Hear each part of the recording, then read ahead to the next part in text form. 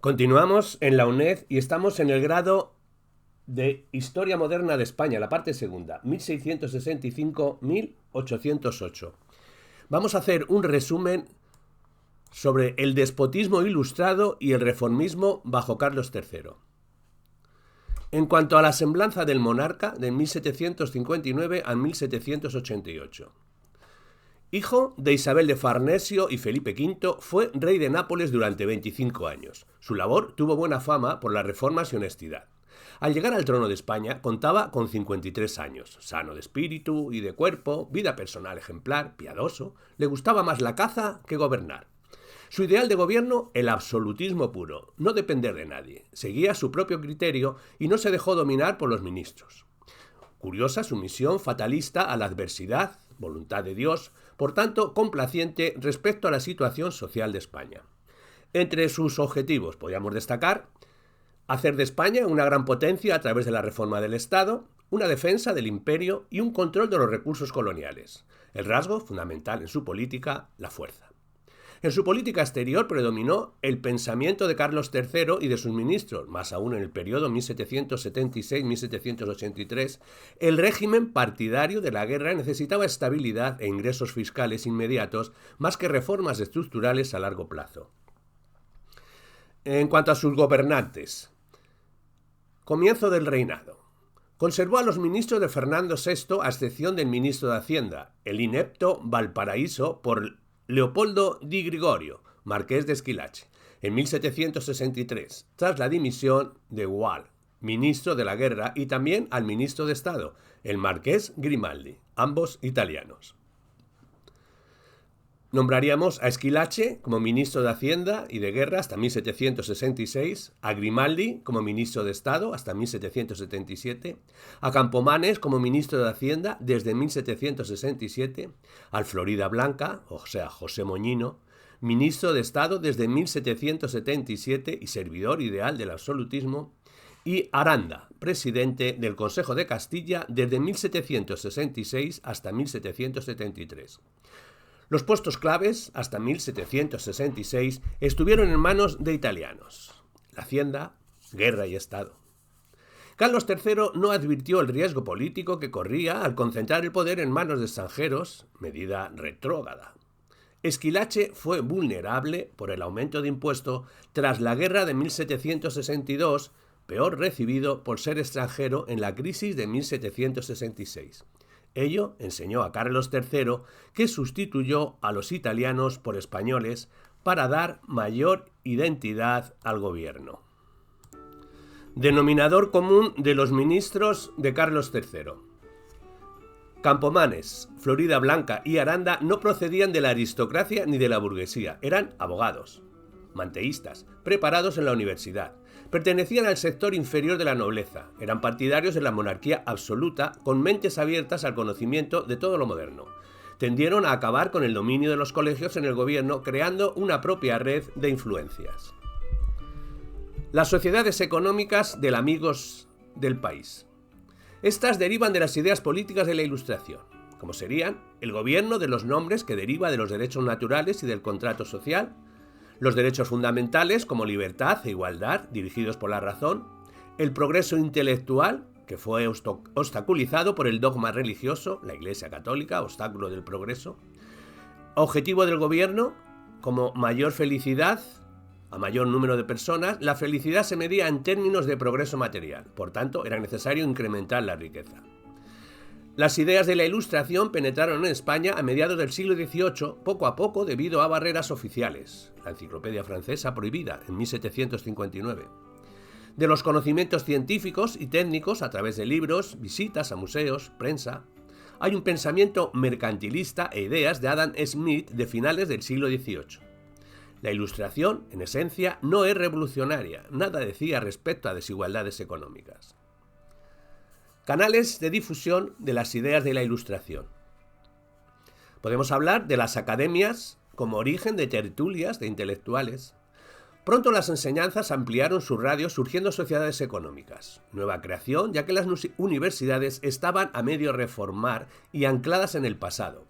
Las sociedades económicas son lugares de debate y también la prensa. Entre 1765 y 1820 se crearon 70 sociedades. La primera en organizarse fue la Sociedad Vascongada de Amigos del País sin estímulos gubernamentales, gracias a la iniciativa del conde de Peñaflorida, 1763 al 65 en Vergara. Era un centro de enseñanza modelo de química y metalurgia, con lógica aplicada a la siderurgia. Su objetivo era mejorar la agricultura, el comercio y la industria mediante el estudio y la experimentación. Fueron protegidos por Campomanes. Con el discurso sobre el momento de la industria popular, son instituciones comunes en Europa. El Estado y la relación con el régimen señorial. Carlos III no quebrantó el marco establecido de la ley y la costumbre. En su primer gobierno intentó de recuperar los señoríos, serie de ingresos enajenados en el pasado. Actuó con tacto, ofreciendo, por ejemplo, al duque de Alba importantes sumas de dinero en compensación. De la reforma municipal. Los ingresos de las ciudades eran muy importantes para ser ignorados por el gobierno central. Desde 1760 eran supervisados por la Comisión del Consejo de Castilla y sus agentes, intendentes. La mayoría de los municipios estaban dominados por la nobleza provincial que había comprado cargos. Había mucho en juego. Prestigio social, los conflictos entre la nobleza y el pueblo eran frecuentes, se necesitaba acabar con el monopolio de los grupos dominantes. Por ello, el decreto de mayo de 1766, con la introducción de la reforma proyectada por Campomanes, hay una presencia de representantes del pueblo elegidos anualmente por todo el pueblo. 4 por ciudades de mayor tamaño, 2 por poblaciones con menos de 2.000 habitantes. Resultados en teoría. Reformas de gran peso que permitía acceder a los gobiernos municipales, disminuir la influencia de las oligarquías municipales. Resultado en la práctica. Hostilidad de los funcionarios hereditarios, indiferencia de la población, los nuevos representantes eran demasiado débiles para influir. Reveló los límites de la modernización borbónica. Nada se podía frente a los regidores que continuaron poseyendo tierras, prácticas de soborno, ventas de cargos. Relaciones con la Iglesia. El objetivo era la subordinación de la Iglesia al Estado. El precedente era que Carlos III había heredado una posición dominante sobre la Iglesia legalizada por el Concordato de 1753. Situación segunda, a la mitad del siglo XVIII. El clero era numeroso del que necesitaba el país. Económicamente, la Iglesia era poderosa. Había una riqueza en tierras y rentas, el 44% de las tierras urbanas y rentas señoriales. También recaudaba impuestos. Mayores críticas por su condición de propietaria y arrendadora que por recaudadora de impuestos. Esta ejercía la caridad con gran seriedad, limosnas a pobres que parece que se incrementaron durante el siglo XVIII, organizaba campañas especiales en época de la crisis agraria.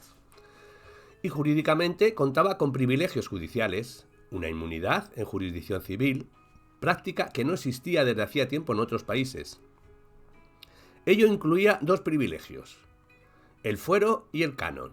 El fuero solo eran juzgados y sentenciados por jueces eclesiásticos, y el canon que protegía al sacerdote de cualquier acto violento, arresto y tortura. Y hay una promulgación del decreto por Carlos III que recortaba la inmunidad eclesiástica. Esto originó el desafío al absolutismo, que no consiguió abolirla. Los jansenistas. El jansenismo es un movimiento religioso, nacido en Francia a finales del siglo XVII, creado por el obispo Jansen, partidario de las ideas de San Agustín. Se aglutinaron viviendo como ermitaños y eran hostiles a la compañía de Jesús. Los reformistas son acusados de jansenistas por sus oponentes. Los jansenistas de España tienen por denominador común una antipatía a los jesuitas, el estar en contra de las injerencias de la Santa Sede en el poder temporal en España y contrarios también a la Inquisición. Su objetivo era luchar contra la ignorancia y desterrar la superstición. El principal reformista fue Campomanes. una reforma regalista y elitista con campaña para la supresión de los autos sacramentales, la flagelación y las peregrinaciones. Se investigaron las cofradías y se redujo el número de días festivos. Para Campomanes había que volver al cristianismo primitivo y poner fin a la idolatría. Su política despertó la suspicacia del pueblo, además de impopular y antipapal, como lo fue el gobierno de Carlos III desde el principio, con una obsesión por la autoridad real y una auspicacia ante cualquier autonomía. La combinación de una monarquía enérgica con una jerarquía sumisa redujo a la Iglesia borbónica a una dependencia sin parangón en la historia de España. Para Lynch, el gobierno de Carlos III era más absoluto que ilustrado con respecto a la Iglesia. El regalismo borbónico es un efecto retardado, ya que Carlos III ejerció derecho de patronato con discreción. Carlos IV lo utilizaría como arma poderosa, con una destitución para eliminar obispos o sustituir al cardenal Lorenzana por el infante Luis de Borbón. Las rentas de la Iglesia recibieron el ataque directo de este monarca en la lucha por evitar el hundimiento económico. De la expulsión de los jesuitas. Hay unos hechos que concurren con unos antecedentes para los prejuicios de Carlos III, que son una organización insidiosa y rica, un voto especial de obediencia al Papa y reputación de agentes papales. Hay unas sospechas de deslealtad para la corona española con las colonias americanas. Hay una organización internacional con un cuartel general fuera de España, incompatible con el absolutismo. Y la expulsión contaba con el apoyo de los ministros Campomanes y Moñino. Rechazó de la influencia de los jesuitas con la educación universitaria. Son enemigos situados en el clero y la sociedad laica, con una interpretación más relajada de la teología moral católica que les enfrentó con los jansenistas y otras órdenes, como agustinos y dominicos. Ser jesuita significaba pertenecer a un grupo de colegiales y desaprobar las reformas de ministros manteístas. De los antecedentes internacionales contra ellos diremos que habían sido expulsados de Portugal en 1759, acusados de conspiración contra el rey. Fueron expulsados de Francia en 1762, acusados de malversación económica, y fueron acusados de una intervención en el motín de 1766. Se formó una comisión de investigación presidida por Aranda y organizada por Campomanes. Después de varios meses de investigación se presentó un informe al rey y al consejo que fue aceptado. Son considerados culpables de provocar el motín de 1766. Decreto real de febrero de 1767 que se proclama la expulsión de los jesuitas de España y sus dominios. El decreto se mantuvo en secreto durante un mes y en marzo se les echó. El gobierno español deseaba también la supresión total de la orden. Presionó al Papa y después de la elección del nuevo Papa, Clemente XIV, obtuvieron un gran éxito en julio de 1773 con una breve papal. Una supresión de la orden. Moñino participó incluso en su redacción.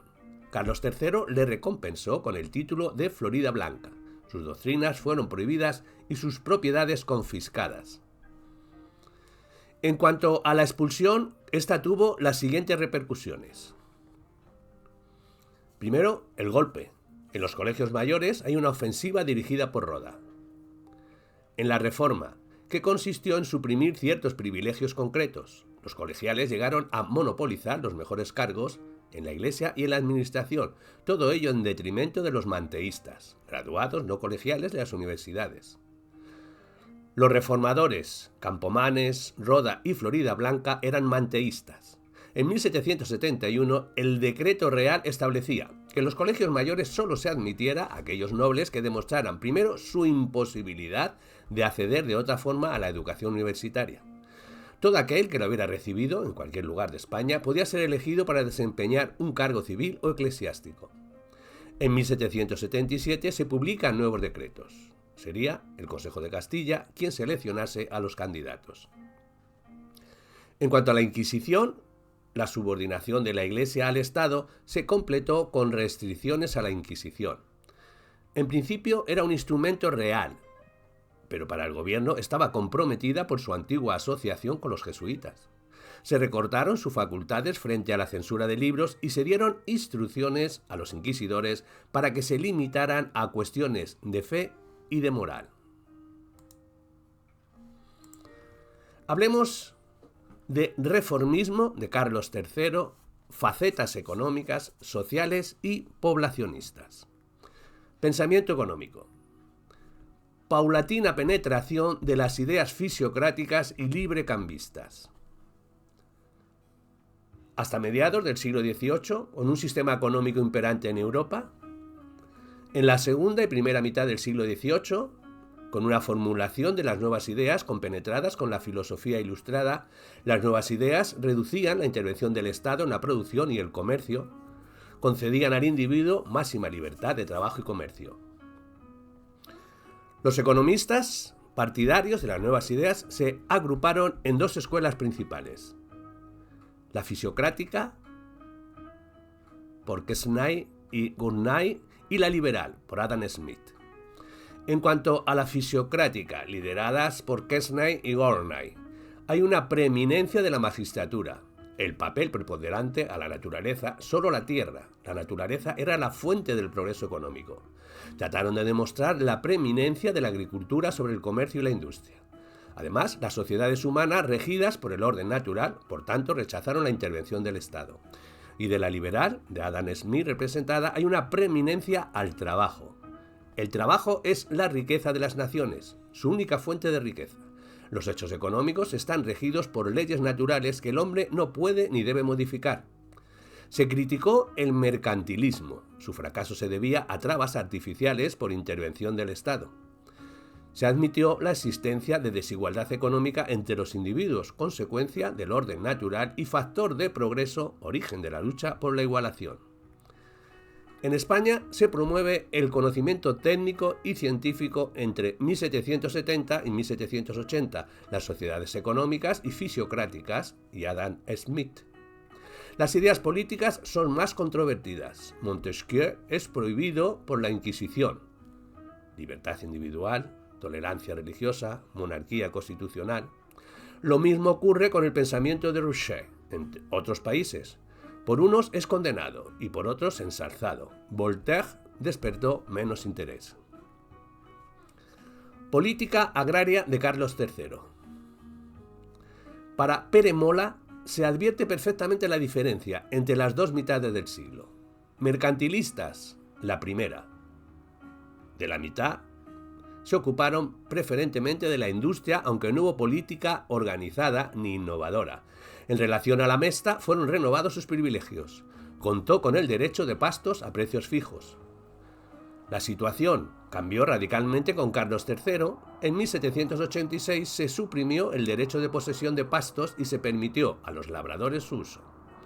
Para Lynch, la política oficial fue más tolerante con la mesta de lo que se cree.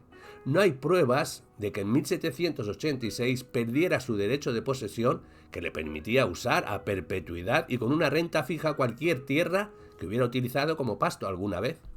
En realidad, la legislación llegó tarde y fue escasa. El auténtico enemigo de la mesta era la tendencia económica dominante, como serían los precios de la lana, que estaban por detrás del precio de los cereales en el mercado internacional, y el incremento de los costes de producción por encima de los precios de la lana. Ello inclinó la balanza a favor de los intereses agrícolas. Los legisladores eran conscientes de que el acceso a la tierra era la base de la reforma agraria. En la práctica, la ley agraria fue un objetivo a largo o medio plazo. Dos reformistas se centraron en las condiciones de la agricultura. Serían Pedro Rodríguez de Campomanes y Gaspar Melchor de Jovellanos. Hablemos de ellos. Pedro Rodríguez de Campomanes. Pedro Rodríguez de Campomanes fue presidente del Consejo de Castilla, con atribuciones en asuntos económicos. Denunció las manos muertas, los arrendamientos a corto plazo, el precio tope del trigo y los privilegios de la mesta. Con datos aportados por funcionarios locales, publicó el Tratado de la Regalía de Amortización, que defendía la intervención del Estado para modificar las condiciones de distribución de la tierra. Atacó a la mesta y sobre todo a la Iglesia, que usurpaba la tierra que por derecho pertenecía a la sociedad laica. Sus ideas fueron derrotadas por intereses creados. Su proyecto de reforma fue recogido por Jovellanos.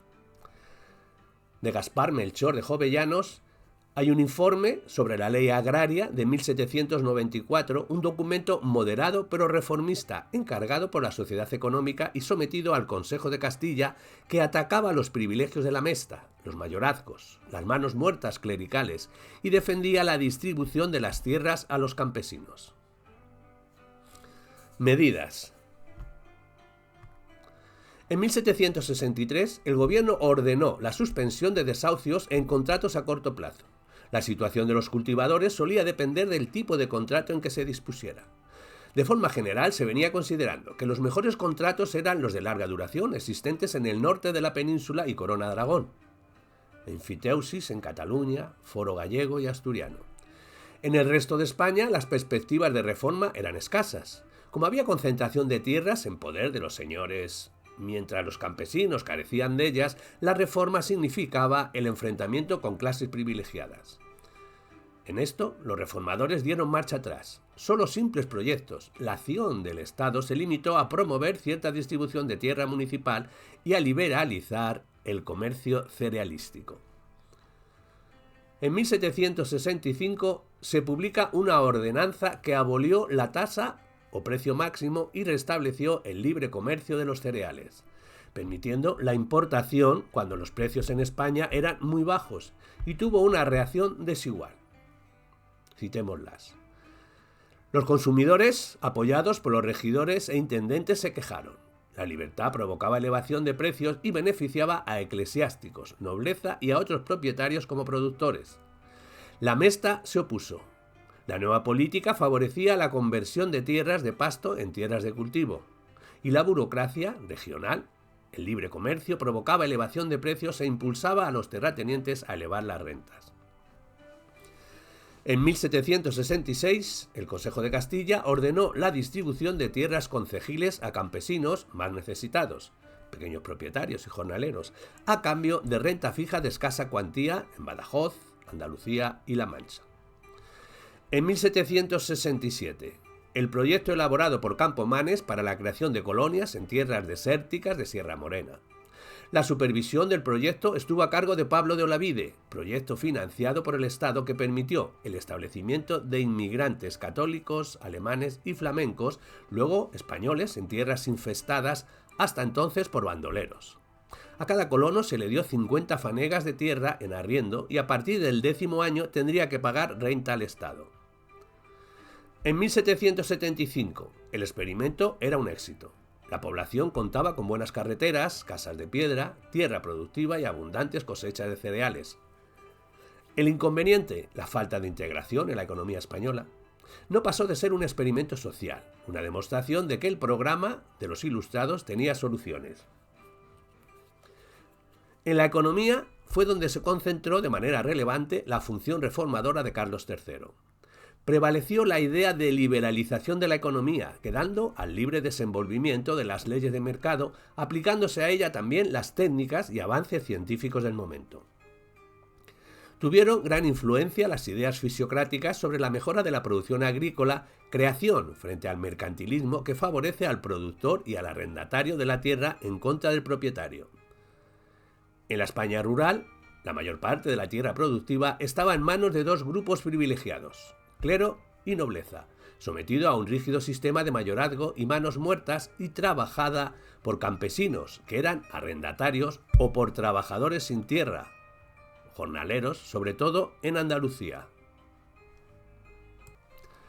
Balance. Hay un fracaso de la reforma agraria. No fue posible elevar el nivel de vida de los campesinos, lo que tuvo consecuencias no solo en la agricultura, sino también en la industria. Pero la libertad de comercio sobrevivió a pesar de la oposición y las calamidades, al parecer gracias al apoyo de Campomanes y al monarca. Las calamidades se presentaban con regularidad, incrementándose los precios de los cereales extraordinariamente por sequías y malas cosechas que provocaban hambre, enfermedades y miseria en España rural. Hay una escasez de alimentos en Madrid y Barcelona, pero a pesar de todo ello, hasta 1804 se mantuvo el libre comercio. Se volvió al sistema de tasas. El libre mercado beneficiaba a los terratenientes nobles y eclesiásticos, haciéndolos más poderosos. De la industria y el comercio. De industria. Fascinaba a los reformadores españoles el estímulo de la industria popular, tema favorito de Campomanes, aunque tras el motín de 1766 en Madrid prefería la dispersión antes que la concentración de trabajadores urbanos. Para Lynch existe un moderador impulso hacia la modernización. Las medidas que se adoptaron fueron: se destinaron fondos para experimentos con nueva maquinaria, hay una creación de escuelas de artes y oficios para mejorar la educación técnica, las sociedades económicas, consulados y academias reales impartían cursos, hay una reforma universitaria para crear cátedras de matemáticas, agricultura, economía política, el espionaje industrial para imitar a la industria extranjera. La política económica borbónica estaba impregnada de una fuerte tradición de proteccionismo que se revitalizó en época de Adam Smith.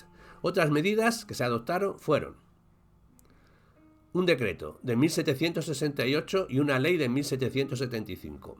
El primero, la prohibición de importar tejidos de algodón estampados, que más tarde se amplió a muselinas y terciopelos, y la ley de 1775 con la prohibición de importar productos de quincallería extranjeros.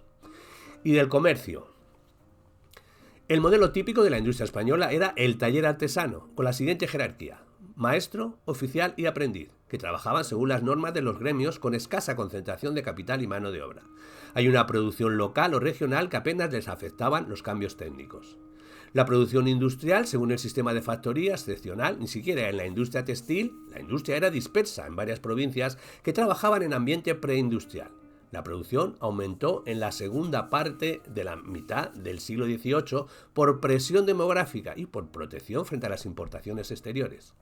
Destacamos la industria del hierro y del acero, que era primitiva, falta de tecnología y organización, y la industria sedera en Valencia, con una actividad artesanal exportada a lo largo del XVIII. El Factory System.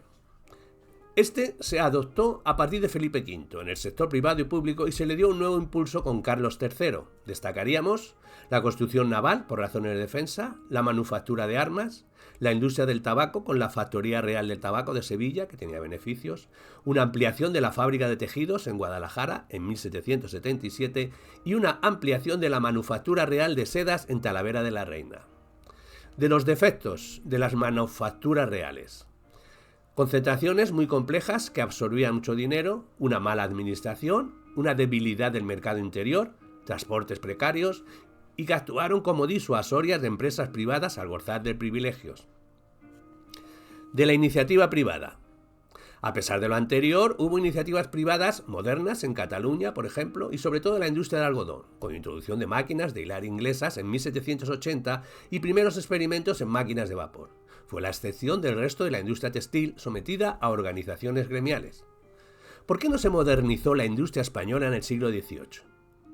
Para Lynch, los motivos son: por una inferioridad tecnológica, por una climatología adversa, por una escasez de capitales, por una política ineficaz, por una deficiencia de medios de transporte y por un fracaso de la reforma agraria, la cual impidió la modernización de la agricultura, que no generó capital ni elevó el nivel de vida de la población. Por todo ello, no había dinero suficiente para consumir productos.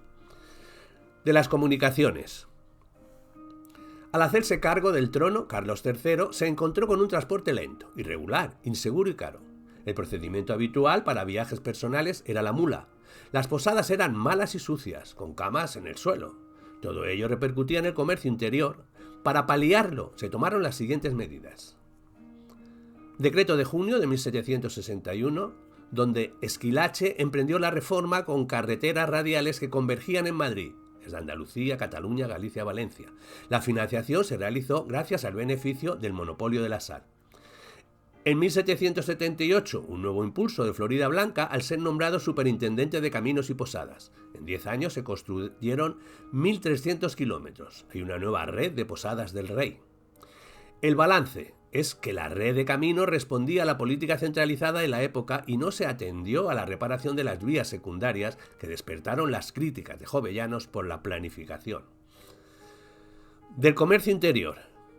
Este estaba afectado por una importancia creciente de Madrid como centro de consumo, por una atracción que ejercían las ciudades de marítimas, desde allí se exportaban productos a las Indias, una vez promulgados los decretos de libertad de comercio, y por un comercio internacional escaso. Aparte de la lana y madera, no existía demanda de materias primas para la industria, por tanto el comercio estaba limitado a productos de subsistencia. Comercio organizado. 5 gremios mayores de Madrid. Este se caracteriza porque hay una carencia de mercado nacional. Es una serie de mercados locales y regionales con una agricultura de autoconsumo. Los intercambios son de carácter artesanal mediante trueque. Puntos básicos. No existen excedente y cuando los hay se apropian de ellos los nobles, la Iglesia y la Fiscalidad Real. No existe ahorro individual. No existe comercio, porque los particulares atesoran, pero hay intercambio de determinados productos como cereales, aceite, vid y lana. Los caminos no son fáciles y cualquier comercio está matizado por las cosechas. A pesar de la carencia de la actividad comercial del siglo XVIII, significa una situación mejor que el siglo anterior. Ejemplo de ello está en la importancia que alcanzaron los 5 gremios mayores de Madrid. En Madrid, entre 1700 a 1725 se produce un incremento de la actividad artesanal de carácter gremial. En 1700 existen 56 actividades gremiales que pasan a ser 62. En 1725 son gremios que tenderos y relacionados con los seguros. Estos gremios obtienen ahorros y excedentes que a partir de 1649 se encaminan hacia el arriendo de las tercias reales y alcábalas de Madrid. Por ello los gremios arriendan al rey y cobran los impuestos. En 1707 los gremios tienen suficiente capacidad económica para adelantar sumas y obtienen de la corona la autorización para actuar como banco de particulares. Pagan intereses por los depósitos y prestan al rey también con intereses. La diferencia son los beneficios para los gremios. Los más poderosos son los gremios siguientes: los sederos, los joyeros, merceros, especieros y drogueros y pañeros y lenceros. Estos se agrupan en 1726 y a partir de 1734 pasan a denominarse 5 gremios mayores de Madrid. Continúan la política seguida hasta entonces, pero marginando la competencia del resto de los gremios. Compiten entre ellos por asegurarse el control y constituyen cada uno de ellos una compañía de comercio por acciones transferibles. Estas 5 compañías se dedican a admitir depósitos, conceder créditos, al comercio, de exportación e importación. Se fusionarán en 1763, dando lugar a la Compañía General de Comercio de los 5 gremios mayores de Madrid y funcionará como una sola, el 1 de 1764. Su capital ascendía a 15 millones de reales de vellón. Pronto se abren sucursales en España, Europa e Hispanoamérica, actuando como banco de depósito, banco de giro, banco de crédito y banco industrial. Funcionó con éxito y fundamentó su prestigio. Carlos III le concede la gracia del excusado y fue arrendataria de otras rentas reales. La compañía actuó como un auténtico banco a finales del siglo XVIII. Real Giro. Este fue creado por el Marqués de la Ensenada. Actuó como banco de depósito y comercio. Desaparece al hacerlo el Marqués. Vales reales. Aparecen ante la necesidad de hacer frente ante los gastos de la guerra. Carlos III manda emitir entre 1780 y el 89 94.479 vales por un valor de 548 millones de reales de vellón y la Hacienda Real debía consolidar 22 millones de reales.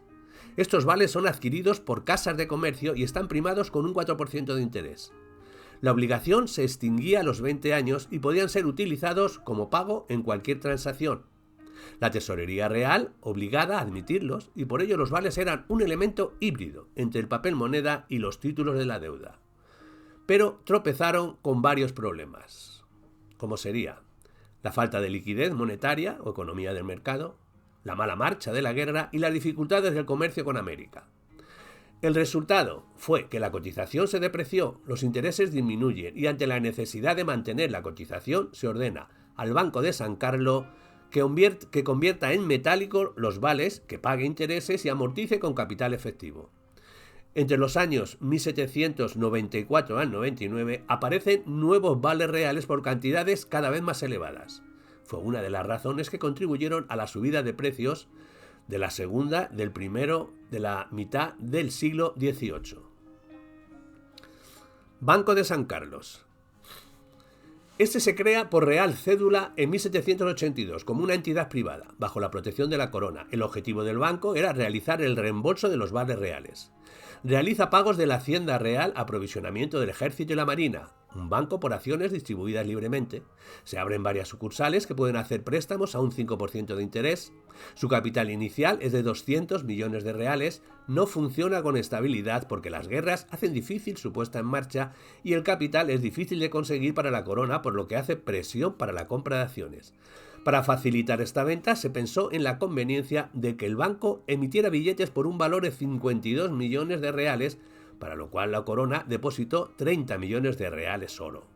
Obtuvo privilegio para exportar plata en barras para incrementar los beneficios, pero a pesar de todo ello, tuvo enormes pérdidas debido a los costes del suministro al ejército. Las cuentas no fueron claras porque se repartieron beneficios a pesar de ser caótico. El fracaso se debe a su vinculación a la Hacienda Real y por ello no consiguió despegar. La ruina fue a finales del 18 y la Guerra de la Independencia terminó de destruir el primer Banco Nacional. La fundación del Banco de San Carlos significó la derrota de los 5 gremios. De los pósitos. Almacenes de trigo que en años de escasez adelantaban a los agricultores el grano necesario para la siembra o para el sustento, eran instituciones que ejercían funciones de crédito rural en 2 tipos de casos. 1. Crédito de consumo en época de malas cosechas y 2. Crédito a la producción, con préstamos en granos para la siembra. Estos aparecen en España en el siglo XVI y se reglamentaron en 1584 y más tarde por los Borbones. A finales del XVIII disminuyen y estos eran de 2 tipos, particulares y municipales. Los particulares, cofradías de labradores, y los municipales en manos de una junta presidida por el corregidor. La institución, de carácter municipal, destinada a almacenar granos y a prestatarlos a los vecinos en condiciones módicas, en época de escasez, son de origen medieval y la primera legislación sobre ellos data de Felipe II, 1584. No adquirieron importancia económica hasta el 18. Entonces se efectuaron operaciones de préstamo para la siembra y para otras faenas agrícolas, a la vez que eran centros de planificación e invertían sus beneficios en actividades de interés público. Los municipales dependían del Consejo de Castilla y los propios de los tribunales territoriales hasta que en 1751, al crearse la Superintendencia de Pósitos, todos ellos pasaron a depender de la Secretaría de Justicia. En 1792 pasaron al Consejo de Castilla y en 1824 a la Secretaría de Hacienda. La Junta de Gobierno de los Pósitos la formaba un pequeño consejo, presidido por el corregidor o alcalde mayor del municipio. Decretos libre del comercio con América. La importancia y las limitaciones de 1778. Entre 1765 y 1778, viendo que las reformas eran insuficientes, se promulgaron los decretos de libre comercio, que posibilitaron a una serie de puertos peninsulares el tráfico directo con determinadas áreas americanas sin pasar por la ciudad gaditana. Además de agilizar el comercio y vivificar las economías regionales, los citados decretos permitirían mayores recaudaciones para el erario público. Existió un claro crecimiento interior y exterior en el comercio español setecientas. A ello lo contribuyó el alza demográfica, el aumento de la producción agraria, la bonanza internacional y las diversas medidas gubernamentales. No obstante, como en otros órdenes, la vida nacional, el crecimiento no derivó en cambios cualitativos esenciales. El consumo continuó siendo bajo, la demanda inelástica, el mercado interior poco articulado y América pasó finalmente, tras el decreto de neutrales de 1791, a ser un territorio franco para las demás potencias europeas. La balanza comercial no tuvo nunca un saldo tan positivo para España y tampoco parece que el auge del comercio permitiera un definitivo despegue de la industria nacional. Las directrices del reformismo social carolino. En 1767 comenzó a estudiarse la nueva ley agraria, el mismo año en que daba comienzo la colonización de Sierra Morena. En 1767, 70 y 72, varios decretos reales afirmaban la progresiva idea de que el trabajo, el hecho de trabajar, no implicaba la pérdida de la hidalguía, decretos que atacaban directamente una tradicional y perniciosa convicción española. En 1771, asimilada a las órdenes de Calatrava, Alcántara y Montesa, se crearon la Orden de Carlos III. Condición para ingresar en ella no era la de posesión de nobleza, sino la valía personal demostrada en el trabajo. De allí en adelante, el trabajo dignificado podía llevar a ostentar una distinción que en los viejos tiempos había estado reservada a los nobles guerreros. En 1771 se inició la reforma de la educación, ya apartados de los jesuitas, en la mejor situación para imponer las tesis ilustradas. En 1778 se estableció la libertad de puertos y tráfico con América. El mismo año se declaraba libre el comercio del aceite. Eran estas medidas de gran importancia económica inspiradas en el libre cambio. En 1779 empezó la lucha para recortar los privilegios de la Mesta, la lucha ineludible desde el punto de vista de las necesidades económicas. En 1782 se creó el Banco de San Carlos. En el 84 se ratificaron los decretos del 70 y del 72. Ya no habría incompatibilidad entre nobleza y trabajo productivo. En 1785 se arrebataba a los señores el derecho de expulsar de sus tierras al arrendatario. En 1787 se limitaba el poder que los nobles habían gozado tradicionalmente para imponer justicia en sus territorios, privilegio que había dado lugar a los incontables y descarados abusos. Como se ve, todas estas medidas fueron hitos importantes en el camino reformista de Carlos III. Si el primer periodo carolino se vio concentrado en reformas económicas, higiénicas, el segundo, que va aproximadamente de 1770 a 1782, se caracterizó por una preferente atención por las reformas necesarias para la implantación de la libertad de comercio. El tercer periodo, entre 1785 y 1789, se concentró en la reforma agraria. La línea económica se inspiraba en el fisiocratismo, que ponía el acento en la importancia decisiva de la agricultura. La preocupación suprema consistía en poner el campo en manos de agricultores libres capaces de asumir responsabilidades activas. Si se tiene en cuenta la enorme extensión de tierras que en España estaba en poder de las llamadas manos muertas, se comprenderá que en principio las ideas fisiocráticas eran de ineludible aplicación si se quería levantar la economía del país y dar pujanza a nuevas clases trabajadoras. En la segunda mitad del siglo, las ideas fisiocráticas condujeron a la apología del libre cambio de Adam Smith. Condición necesaria del progreso era la plena libertad individual.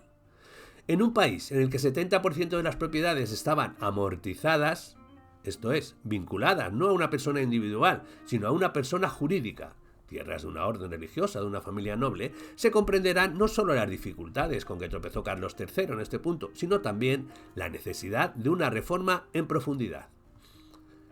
La labor del Estado se empeñó en tres distintas pero complementarias, como serían favorecer la vinculación de las tierras entre propietarios dotados de intereses para trabajarlas, repoblar nuevas tierras, hasta entonces incultas, realizar obras públicas capaces de favorecer las empresas agrícolas.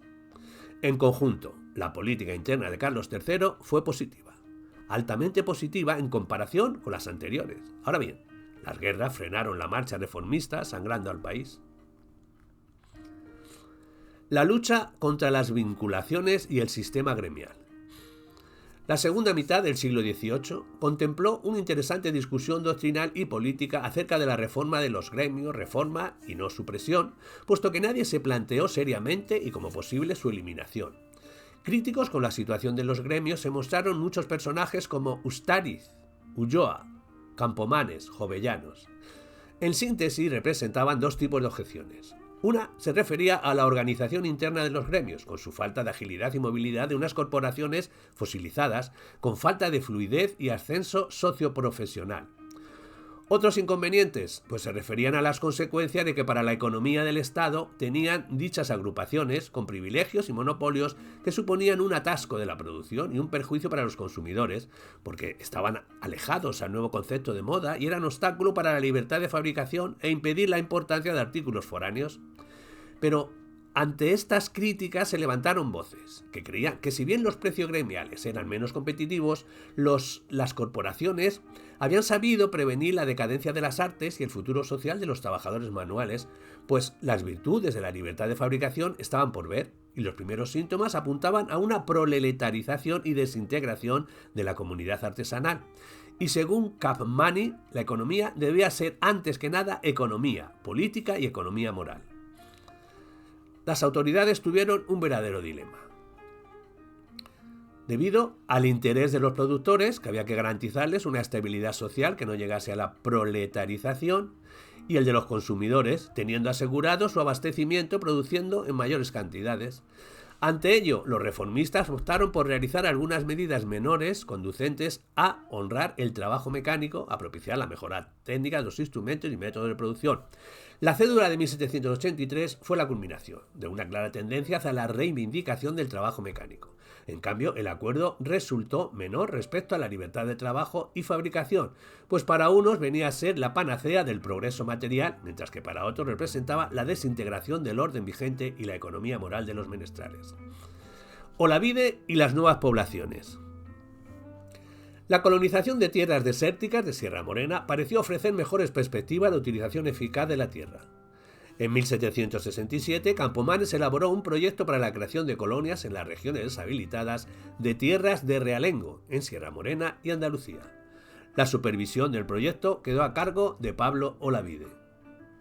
Los objetivos fueron: abrir un paso seguro entre Sevilla y Madrid. Las zonas contaban con un fuerte movimiento de bandolerismo y la pretensión era acabar con él. Repoblar estos territorios dentro de una política agraria de corte fisiocráticos y resolver los problemas socioeconómicos de esta zona. Sierra Morena estaba destinada a ser un modelo, un experimento social, para demostrar que los problemas agrarios tenían solución si se aplicaba un programa ilustrado que no se viera obstaculizado por las trabas del pasado español y libre de latifundios, mayorazgos y manos muertas. En el resto de España, las perspectivas de reforma eran escasas. La productividad estaba bloqueada no solo por las prácticas agrícolas tradicionales, sino sobre todo por la estructura agraria existente que concentraba la propiedad y el poder en manos de los señores preocupados por los beneficios y no por introducir mejoras. La reforma agraria significaba ni más ni menos redistribución de la propiedad rural y eso implicaba un enfrentamiento con las clases privilegiadas. En este punto, los reformadores dieron marcha atrás.